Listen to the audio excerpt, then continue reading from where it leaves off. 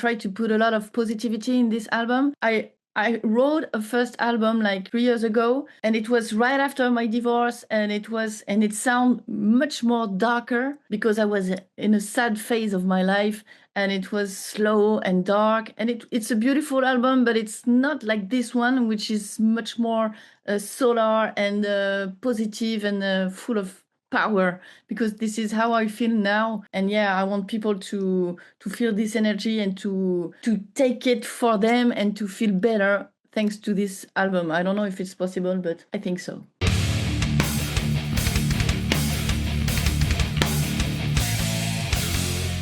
What's up, everybody? It's Keith at GhostCultMag.com. I'm super stoked today to be joined by Lucie Sue. How are you doing? I'm very good, Keith. Thank you very much for welcoming me in your studio. Yes, the remote studio today instead of the home studio.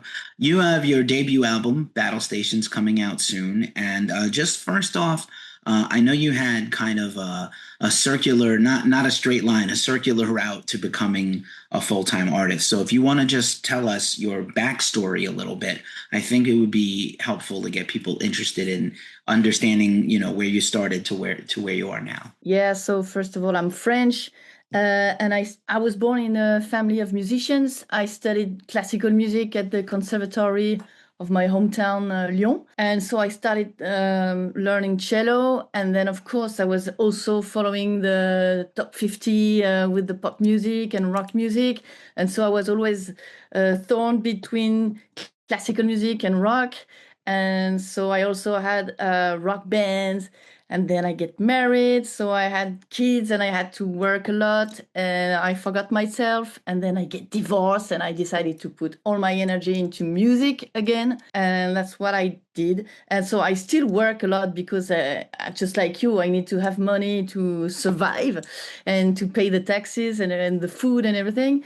But I really hope that one day I will be able to live from the music. Isn't that the dream for everybody? Us too. I also played music for a long time. I also was a classical artist. I was a singer and classically trained. It's always very interesting to me. Even before rock artists that I liked made that, or jazz artists made that connection to classical music, I always felt like the drama and the character of classical music worked for rock artists. So when they did, like Deep Purple in rock and Queen with the symphony, or yes, Metallica with the symphony, I was like, oh, this is exactly, or Apocalyptica, this is what I need. This is always what I wanted. So it's really interesting the background. I just read that Dimebag from Pantera also started by playing jazz and folk guitar. Biréli Lagrène was his inspiration, and it's super technical and it's so fun because I didn't expect that at all. So it's always good to have different experience because it makes you unique.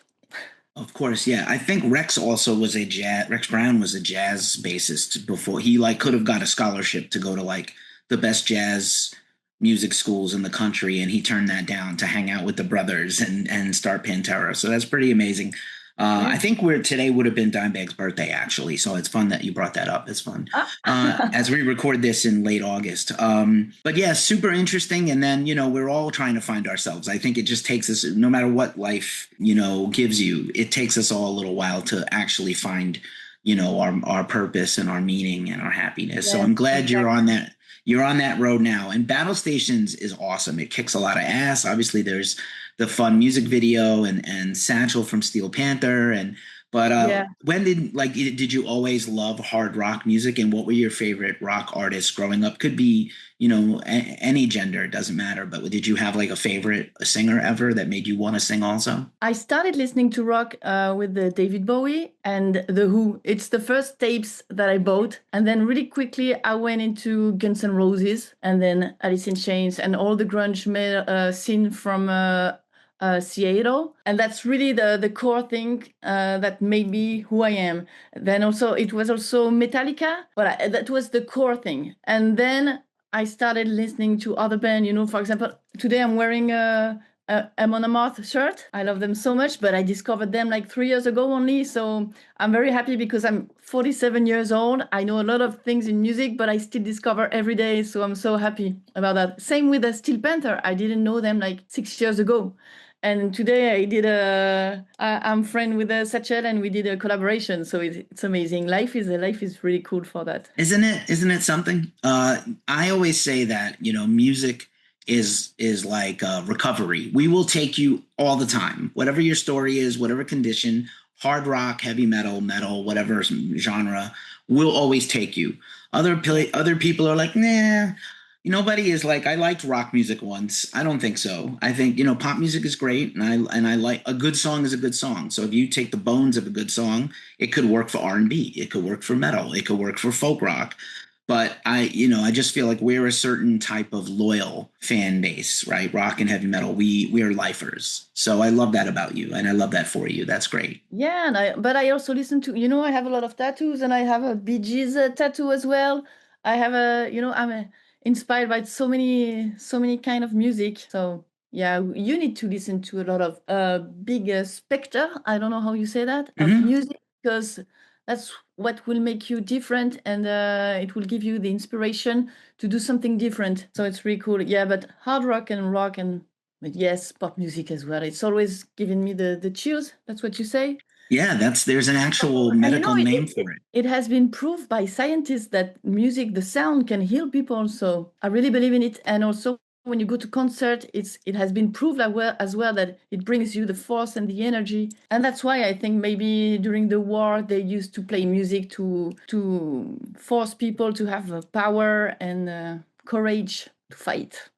So yes, For it's sure. proof that music is important, and we need music in our life, and we need art in our lives. March to the rhythm of the drums and horns and flutes and Yes. violins and violas and things. Do you still use any of your classical training now to compose the music, for instance, on battle stations? I use it to train when I practice my guitar. I use my cello lessons, but with the guitar.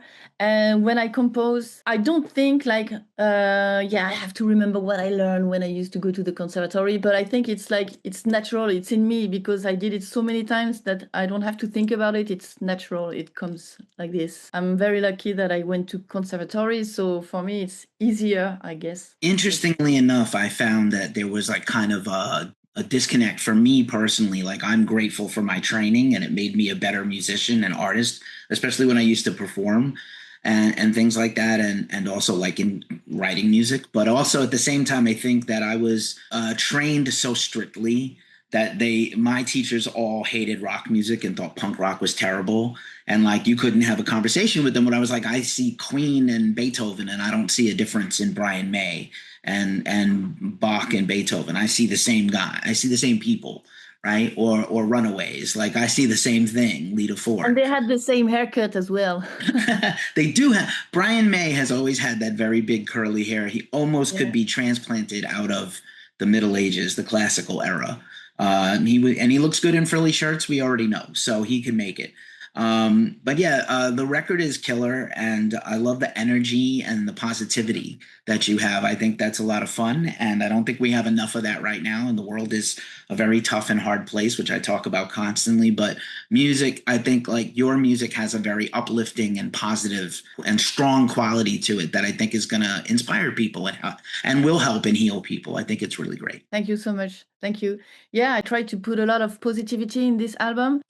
I wrote a first album like 3 years ago, and it was right after my divorce, and it sounded much more darker because I was in a sad phase of my life, and it was slow and dark, and it's a beautiful album, but it's not like this one, which is much more solar and positive and full of power, because this is how I feel now. And yeah, I want people to feel this energy and to take it for them and to feel better thanks to this album. I don't know if it's possible, but I think so.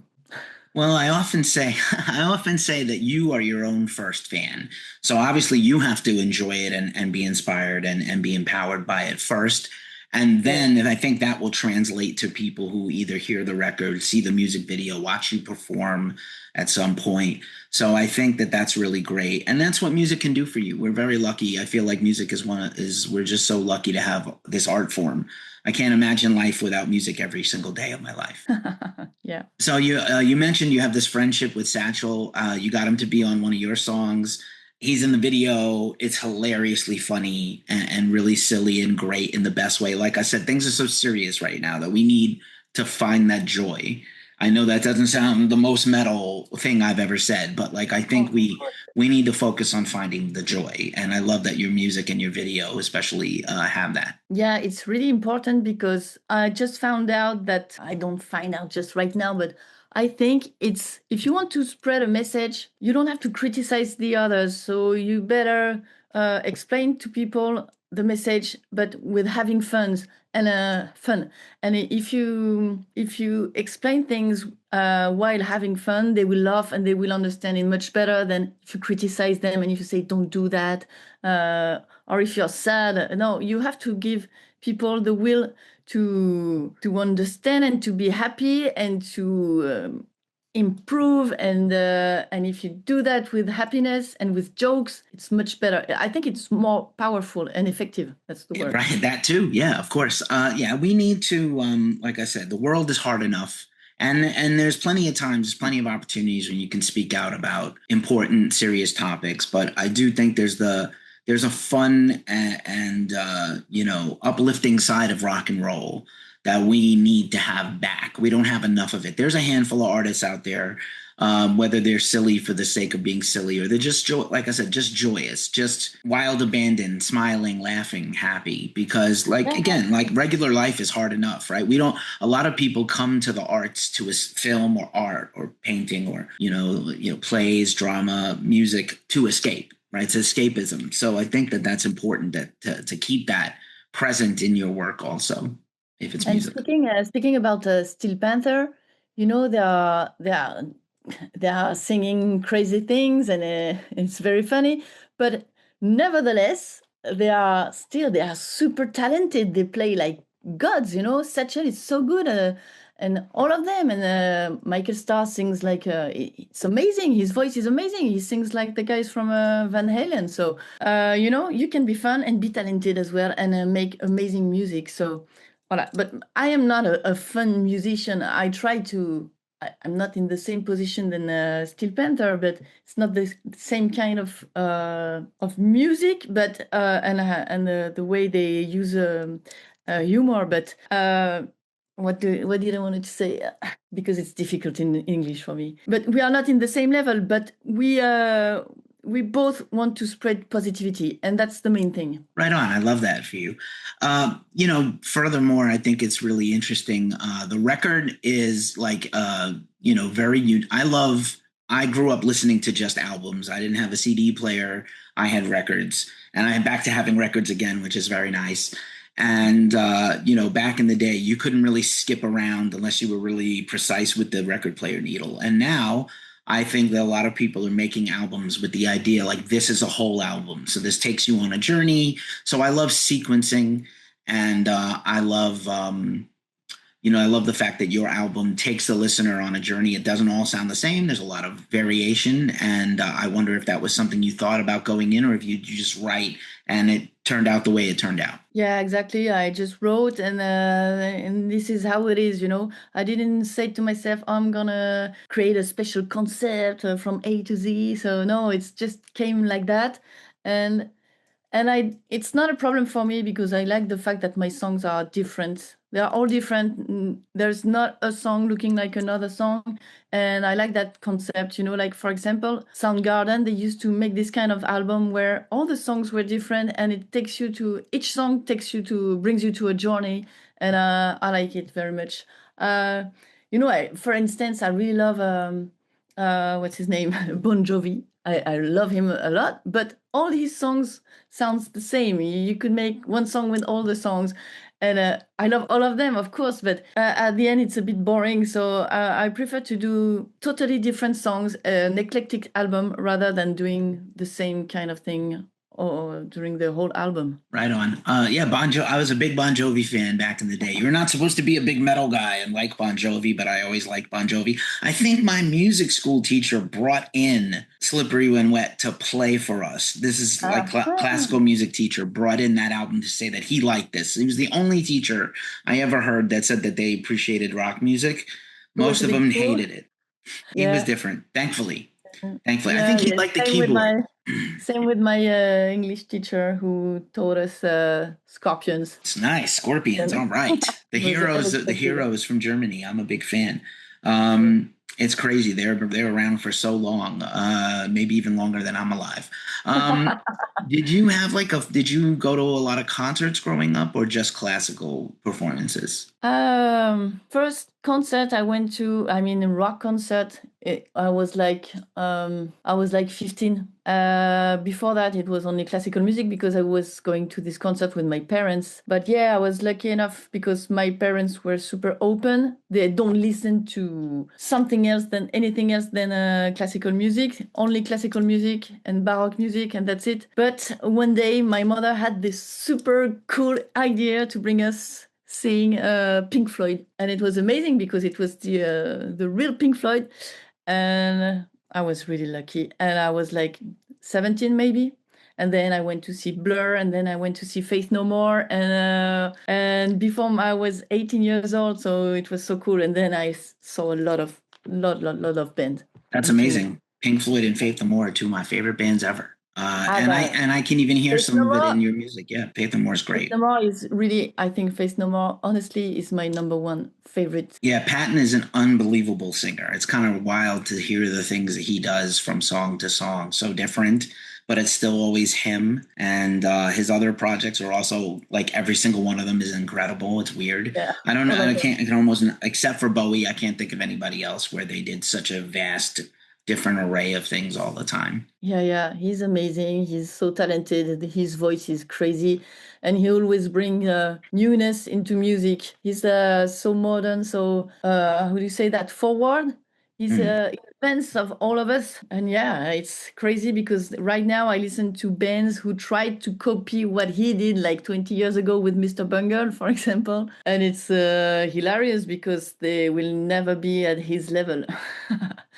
Totally. You know what? That's totally true. And that's okay because you can, like you can get your inspiration from a multitude of sources. And Yeah, like people say some bands sound like other bands or it's copying. And I think like everybody starts out as a cover. You yeah. cover the Same song of with me. someone you love, you sing a song you love, and then you take on some of those characters. That's when you finally make your own music. Um, people told me that Greta Van Fleet sounds exactly like Led Zeppelin. I think they sound like the Grateful Dead, but like that's to my ears. I love Led Zeppelin, and I don't think of Led Zeppelin as just like blues rock. I think of all the other stuff they did later. So yeah, and I think Greta Van Fleet is great. We had like one of the first interviews with Greta Van Fleet before they got huge. So it was kind of fun for me to see them change and get bigger and bigger. It's true Which that every time I hear them on the radio, every time I use Shazam because I was like, oh, it's Led Zeppelin or what is it? I'm not sure. And every time it's Greta Van Fleet. So funny. Yeah, that's okay. And But they are good. They are I good. still think they're very good. Yeah. Like I said, I think they're going to change as they're young guys still after, 7, 8 years they've been around and they're not even 30. So I think they started very young, and they have a chance to still change and not, this may not be where they finally stop. They're going to keep growing. And that's Yeah. important for all of us. So, I love this new first record for you, second try at a first record, and it's also like a lot of people think that everything they do is great or perfect, so it's interesting to me that you wanted to kind of like you tried, you weren't satisfied with it, you scrapped it, went to the drawing board again and made this new record. So I'm very excited for you to have this experience. What else do you have on tap? Are you gonna tour and perform? Are you able to do that? Do you think you're gonna I play some will. live shows? My main goal is to play at Wembley.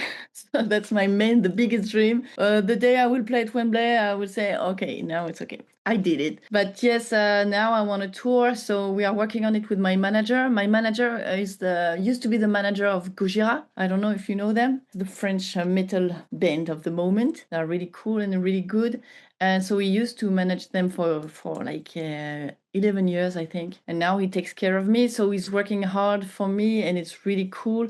And yes, we are working on maybe touring first in Europe and then touring in the USA. But it's really difficult at the moment because all the big bands, they are married with their labels and I'm independent. So I do it all by myself. I have an amazing team with me of PR. So you know Monica for the US, but I have also PR in UK, in Germany, and everything. So I build my own label by myself. But the only weakness that I have is that I don't have any more other band in the same label. So it's hard for me to find a big band to tour with.